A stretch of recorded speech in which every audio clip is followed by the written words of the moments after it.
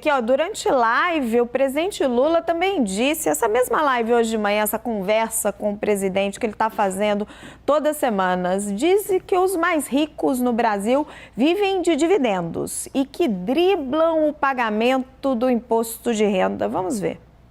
O pobre não tem como escolher. O pobre recebeu a folha de pagamento, desconta lá o imposto de renda dele. O trabalhador recebe participação no lucro, desconta imposto de renda. O rico recebe salário como dividendo e como lucro e não paga. Então, essa é uma discussão que nós estamos fazendo séria, que a gente não pode penalizar o trabalhador. Essa eterna discussão se devemos ou não tributar os dividendos. Afinal, o que são os dividendos? Por que eles são isentos ao pagamento do imposto de renda? E ao final eu apresento aqui os dois caminhos a vocês para que você decida, para que você pense com a sua cabeça se efetivamente você concorda que os dividendos devem ser isentos ao pagamento do imposto de renda, ou se você se alinha a outra teoria de que devemos tributar sim os dividendos. Vamos lá então ao tema deste vídeo. O dividendo é uma parcela do lucro líquido das empresas que acabam sendo distribuídos aos acionistas, por exemplo. Então vamos pensar aqui em dois tipos de dividendo. O dividendo como uma renda ativa e o dividendo como uma renda passiva. Tá? O dividendo ativo é aquele em que você efetivamente fundou, você é dono de uma empresa e dentro daquela empresa que é sua, você pagou o imposto de renda da pessoa jurídica, você pagou a CSLL, você pagou o PIS, você pagou a COFINS e do resultado de toda essa operação sobrou no final do ano, por exemplo, R$200 mil, um saldo positivo na conta da empresa. E você pega então e transfere esses R$200 mil para a sua conta da pessoa física para que você use no seu dia a dia. E aqui acontece então na essência o porquê que os dividendos são isentos. Porque se eu já paguei tudo dentro da minha empresa, o que eu saco já é o resultado depois do pagamento dos impostos. Se eu sofresse a tributação do imposto de renda na pessoa física aqui, nesse momento ocorreria um bis in idem. Ou seja, eu sofreria uma tributação lá e aqui sobre o mesmo capital. Então, por isso que surgiu a isenção em 1996. Então, aqui fica muito claro de enxergar o porquê que essa isenção existiu, tá? Passou a vigorar. No segundo ponto aqui, temos o dividendo como uma renda passiva, que é quando você abre uma conta numa corretora e começa a investir na Bolsa de Valores. Vamos imaginar aqui uma ação, aqui uma empresa como o Banco do Brasil, tá? Neste caso, estatutariamente, o Banco do Brasil precisa distribuir dividendos obrigatórios no percentual de 25% do seu lucro líquido aos acionistas. Vamos imaginar aqui, hipoteticamente, que 25% do lucro líquido do Banco do Brasil representou R$1 bilhão. Se o Banco do Brasil tem uma base acionária, ou seja, um número de ações de 1 bilhão também, e você tem, por exemplo, 100 ações do Banco do Brasil, você vai receber R$100 de dividendos. Por quê? Porque você comprou a ação do Banco do Brasil.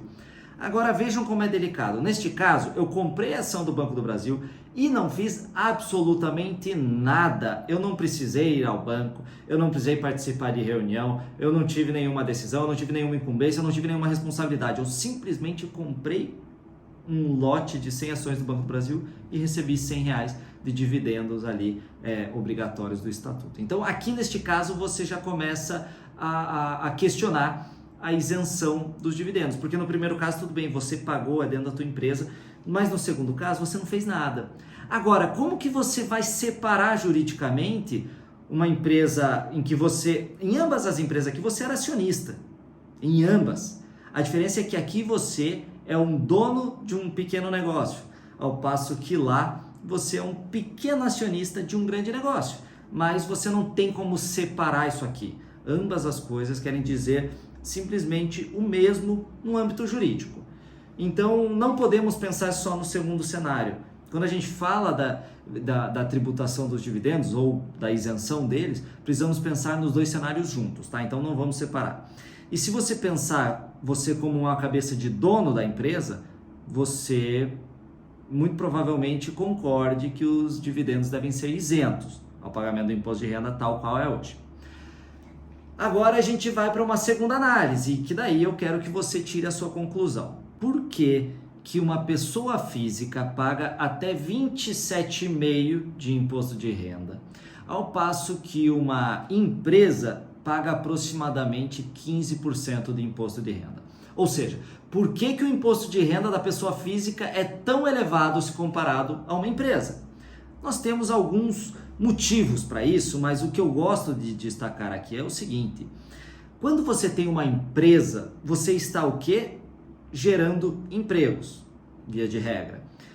Com a geração de emprego, as pessoas têm mais dinheiro, os índices ali de desenvolvimento, eles acabam ficando mais favoráveis, a economia melhora, então melhora para todo mundo, certo? A pessoa que tem emprego, você que está gerando emprego, e também é o fisco que acaba aumentando a sua arrecadação por meio das contribuições ali incidentes sobre a folha salarial. Então, esse é um primeiro motivo que justifica o porquê que uma empresa paga menos tributo que uma pessoa física, tá? Porque é justamente para você motivá-los a motivar uma empresa a investir em tecnologia, a investir em projetos de expansão, tá? Uma nova fábrica, uma nova loja, e sempre contratando mais pessoas, e assim o país fica com a economia aquecida. Mas existe também um consequente lógico disso, que é, se você tributa demais uma empresa brasileira, vamos imaginar aqui que eu quero começar uma fábrica de papel e celulose, tá? E aqui no Brasil ela vai sofrer uma tributação de 40%.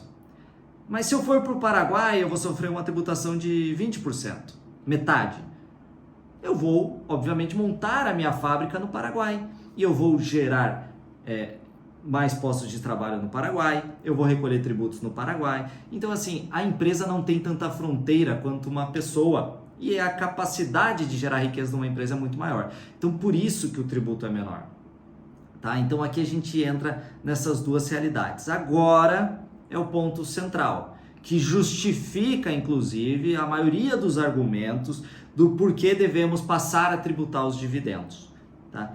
E o foco é o seguinte: se eu cobro menos de uma empresa, sobre o fundamento de que ela, gastando menos com tributo, ela vai ter mais dinheiro em caixa, e com mais dinheiro em caixa ela vai investir em mais projetos de expansão e vai gerar mais empregos, e esse é o mundo da Alice do País das Maravilhas. Mas o que acontece na realidade é que, se na empresa eu pago menos tributo, sobra mais dinheiro, o que vai acontecer com aqueles 200 mil do meu primeiro exemplo? Eu vou tirar na condição de sócio e vou comprar um carro novo no final do ano, eu vou fazer uma viagem com a minha família. Então, se você... olhem a complexidade disso. Existe todo um sistema para que uma empresa pague menos que uma pessoa física, sendo que toda justificativa para isso acaba escorrendo pelo ralo quando você não tributa o dividendo. Porque todo aquele dinheiro que sobraria na empresa, ele simplesmente vai para o bolso do sócio. E daí a musiquinha que o rico vai ficando cada vez mais rico e o pobre cada vez mais pobre, porque você vai aumentando essa diferença. Mais uma vez, eu não vou colocar aqui um juízo de valor se eu concordo com A ou B, porque é uma discussão complexa, mas eu entendo assim que num cenário, para ficar bem claro, eu acho que se já sofreu a tributação dentro da empresa, a empresa já pagou os tributos do IRPJ, da CSLL, do PIS, da COFINS, e aquele dinheiro já é um resultado após o pagamento de todos os tributos, é natural que quando chega no bolso do sócio, não deve sofrer mais uma tributação, por exemplo, de 27,5%. Aí, efetivamente, o Estado seria seu sócio majoritário em todo e em qualquer negócio que você se propuser a fazer. Então, acho que aqui já fica claro um pouco a minha ideia, mas eu quero que vocês tirem as suas próprias conclusões. Um forte abraço e até a próxima.